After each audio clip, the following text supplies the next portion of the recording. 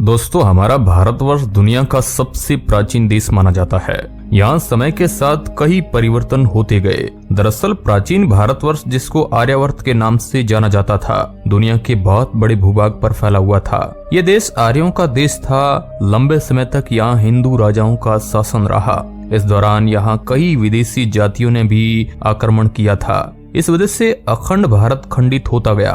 आपको यह जानकर ताज्जुब होगा कि 1947 तक आते आते हमारे देश से अलग होने वाले देशों की संख्या 15 से भी ज्यादा हो चुकी थी। आइए आज के इस वीडियो में हम जानते हैं कि वे कौन कौन से देश हैं जहां पहले भारतवर्ष हुआ करता था। ये भारत से अलग क्यों हो गए थे? क्या अखंड भारत को खंडित करने के पीछे किसी की चाल थी? यदि आज भारत से अलग हुए सभी देश मिल जाए तो क्या होगा? जानते हैं अखंड भारत के विभाजन की पूरी कहानी। नमस्कार दोस्तों, royal TV India YouTube channel में आपका स्वागत है। आज का वीडियो बड़ा ही इंटरेस्टिंग होने वाला है। यदि ये वीडियो पसंद आता है तो चैनल को सब्सक्राइब और लाइक जरूर करें। दोस्तों, अखंड भारत यानी कि आर्यावर्त इस तरह का हुआ करता था, मगर समय के थपेड़ों ने भारत के कई टुकड़े कर दिए और यह आज कुछ इस तरह का दिखाई देता है।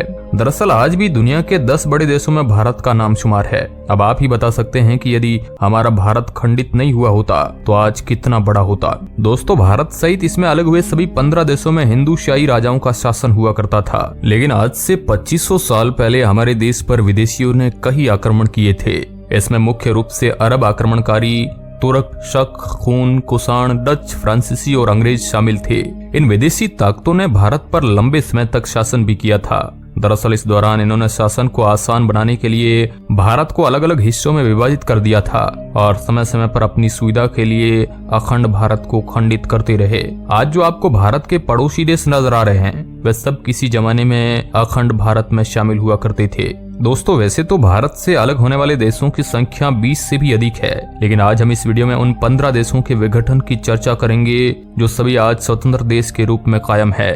इनमें से कई देशों के रिश्ते भारत के साथ ठीक भी है, तो पाकिस्तान जैसे कुछ देशों के रिश्ते बहुत ही खराब है। आइए जानते हैं कब कौन सा देश भारत से अलग होकर नया देश बन गया था। नंबर 1, अफगानिस्तान। अफगानिस्तान का निर्माण कांधार और कम्बोज के कुछ हिस्सों को मिलाने से हुआ था। इस पूरे प्रदेश में जहां पहले हिंदू, शाही और फारसी राजवंशों का शासन रहा था, बाद में यहाँ बौद्ध धर्म का प्रचार अधिक होने का कारण यहाँ के राजा भी बौद्ध ही हुए थे। महाभारत की गांधारी और पांडवों के मामा शकुनी भी अफगानिस्तान के ही थे। हालांकि आगे चलकर अफगानिस्तान पर सिकंदर ने आक्रमण कर दिया था। इसके बाद 7वीं शताब्दी में अरब के मुसलमानों और तुर्कों ने आक्रमण कर दिया था। हालांकि अंग्रेजी हुकूमत के दौरान अफगानिस्तान ब्रिटिश इंडिया के शासन के अधीन था। आखिर में 18 अगस्त 1947 को अंग्रेजों ने अफगानिस्तान को आजाद कर दिया था, जिसके बाद यह भारत से अलग होकर स्वतंत्र देश बन जाता है और आज इस पर तालिबानी सत्ता कायम है। नंबर 2 पर है नेपाल।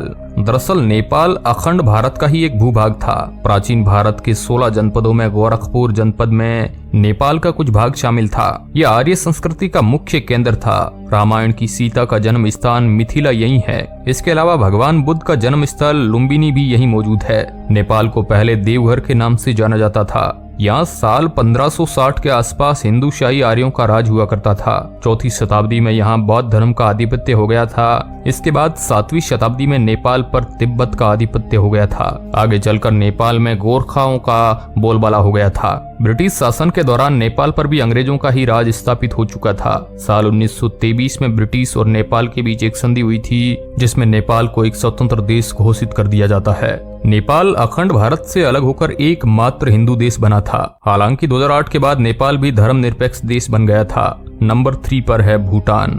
दोस्तों, भूटान भारत का अभिन्न अंग था। भूटान भौगोलिक रूप से हिंदुस्तान से जुड़ा हुआ था। भूटान में आज भी वैदिक और बौद्ध धर्म के लोग निवास करते हैं। साल 1906 में अंग्रेजों ने भूटान को अपने अधिकार में ले लिया था। भारत की आजादी के 2 साल बाद साल 1949 में भारत ने भी भूटान को वह सारी जमीन लौटा दी जो अंग्रेजों के पास थी। लेकिन आज भी भूटान की बाहरी सुरक्षा भारत के हाथों में है। नंबर 4, तिब्बत। अखंड भारत में त्रिविशतक का नाम तिब्बत ऋषि का और तुसारा 2 राज्यों से मिलकर बना है। तिब्बत पहले हिंदू संस्कृति और धर्म का केंद्र हुआ करता था। पहले यहाँ हिंदू शायरी राजा का राज था। बाद में बौद्ध धर्म का प्रसार हो गया था।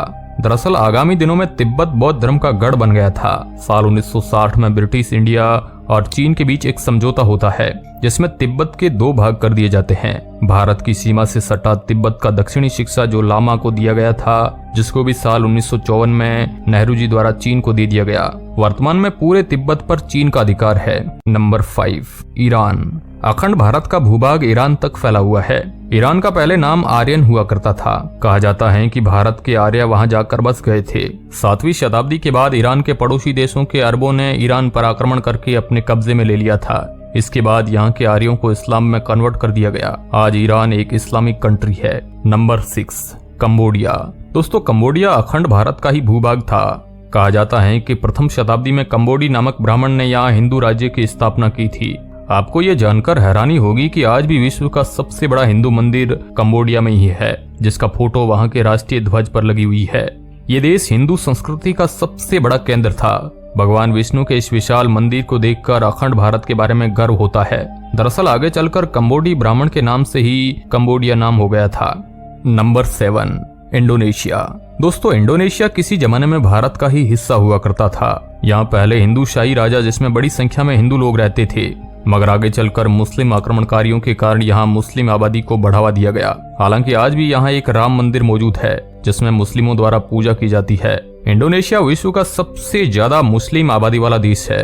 Number 8, Myanmar. दोस्तों, म्यांमार का नाम पहले बर्मा हुआ करता था। जब अंग्रेजों ने भारत में दस्तक दी थी तब उन्होंने म्यांमार पर भी अपना अधिकार कर लिया था। यहाँ अंग्रेजों ने कई वर्षों तक शासन किया था। अंत में 4 जनवरी 1948 को म्यांमार को आजाद करके स्वतंत्र देश बना दिया गया। Number 9, Malaysia. दोस्तों, मलेशिया आर्यवर्त का ही भाग था। यहाँ पर हिंदुओं की बड़ी आबादी निवास करती थी। बाद में यहाँ बौद्ध धर्म के अनुयायी बसने शुरू हो गए थे, लेकिन मलेशिया भी दूसरे देशों की भांति विदेशी आक्रमणकारियों की मार से बच नहीं पाया था। बाद में यहाँ पर भी मुस्लिम आबादी बढ़ने लगी और यह एक स्वतंत्र देश बन गया था। Number 10, Philippines. दोस्तों, पूर्वी एशिया का एक छोटा सा देश जो कि पहले अखंड भारत का ही हिस्सा हुआ करता था। ये देश भी मुस्लिम आक्रांताओं से बच नहीं पाया था, मगर आज भी यहाँ पर काफी हिंदू आबादी निवास करती है। 4 जुलाई 1946 को ये एक स्वतंत्र देश बन गया था। ये आज भले ही मुस्लिम देश है, लेकिन यहाँ सभी धर्मों के लोग निवास करते हैं। यह सितंबर 1963 में अंग्रेजों से आजाद होकर स्वतंत्र देश बन गया। Number 11, Thailand. दोस्तों, थाईलैंड दुनिया के खूबसूरत देशों में शुमार है, जो कि पहले भारतवर्ष का ही हिस्सा था। भारतीय इतिहास में थाईलैंड का नाम श्याम देश बताया जाता है। यहाँ बड़ी संख्या में हिंदू आबादी निवास करती थी, लेकिन समय के साथ यहाँ बौद्ध धर्म के प्रचार की वजह से हिंदू आबादी कम हो गई। बाद में ये अलग होकर नया देश बन गया। नंबर 12 है श्रीलंका।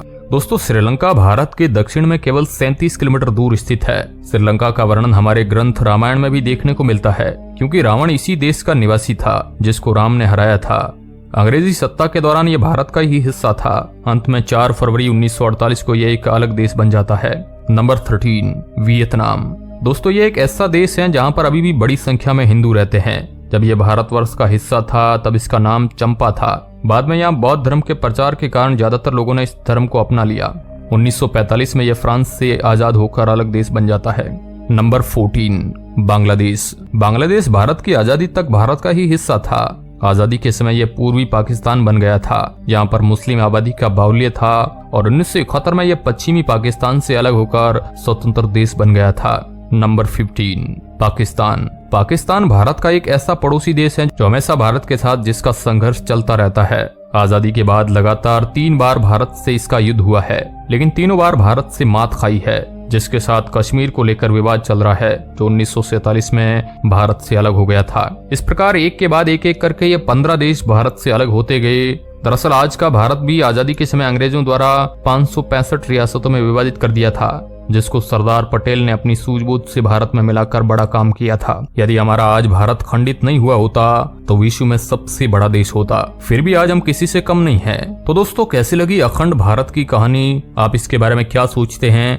कमेंट बॉक्स में हमें जरूर बताएं। यदि हमारा ये वीडियो पसंद आता है तो चैनल को लाइक, शेयर और सब्सक्राइब अवश्य करें। वीडियो के अंत तक बने रहने के लिए आपका बहुत बहुत धन्यवाद।